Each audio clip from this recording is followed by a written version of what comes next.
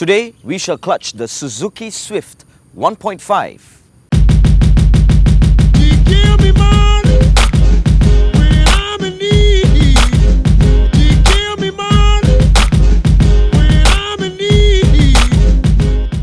Now, before I begin, I must admit, I'm not the biggest fan of 4-door hatchbacks, unless you're talking about station wagons. That's a totally different thing altogether. I just feel that hatchbacks should be coupes, 2 doors, hot hatch. Until today, I can only think of a very few 4-door hatchback cars that actually look good. And the Suzuki Swift is definitely not one of them.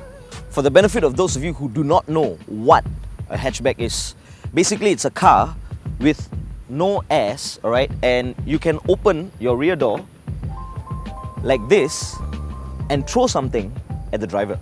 The only word which comes to my mind when I look at the Swifter is cute, but more of the ugly and less of the adorable.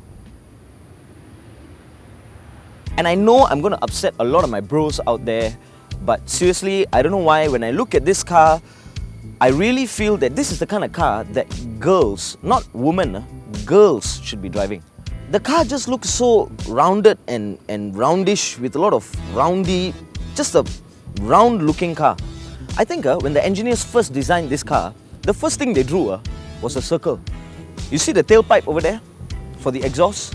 That doesn't come as an original fitting. If you look at the original exhaust, it's crazy, it's so tiny. And I don't understand why car makers have to show it.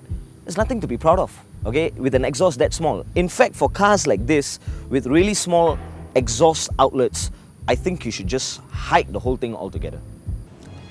Let's see if the interior is any better. I think Suzuki tried to bring that same cute factor into the interior as well. Look, there are cup holders, so you girls can put your bubble teas. There's a nice big mirror over here, so you can put on your makeup. There's a lot of leg room, so you can remove your high heels while you're driving. No, I'm just kidding. I like this front-facing dashboard. It's like a very seamless dashboard, very flushed and very nice. That looks something different, something unorthodox, which is good, Now, some models, they come with the steering controls, right, for easy controlling access. You've got, I think, keyless start and some just keyless altogether. So just look out for the one that best suits you. Overall, it's a very simple and a very basic interior, but it's done with a little bit more style, which is nice. And even the drive, I would say nothing really great. It's not like you get fantastic handling and all that. It's just pretty normal.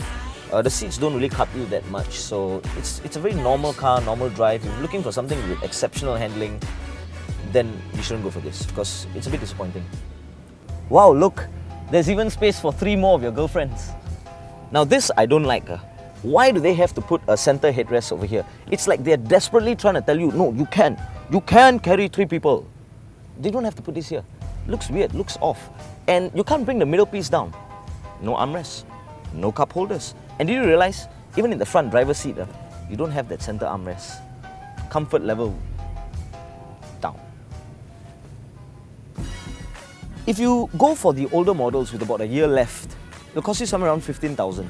Okay, and if you go for something a bit newer with about 4.5 years left, it'll cost you around 45,000. Okay, so if you think about it, this is actually slightly more costly than most of the cars that we've reviewed. The 1.5 version of this cute Swift produces a cute power output of 102 brake horsepower. But that's actually not so bad given that the car weighs only slightly over a ton. Given the size of the exhaust and also given the fact that the car is really light, the petrol consumption for this car is good. Very good, in fact. You can get about 13, maybe even 14 kilometers to the litre. Overall, I can't really find any major problems with this car.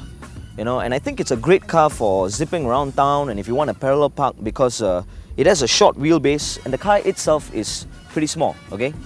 It's just that generally I don't like cars that are so rounded, I find it hard to take the car or even anyone who comes in it seriously. Right here on Clutched, as always, it's time for us to rate this Suzuki Swift 1.5. Buy? Don't buy? I don't know. Well, we here at Clutch think that this Suzuki Swift 1.5 is a buy for your girlfriend.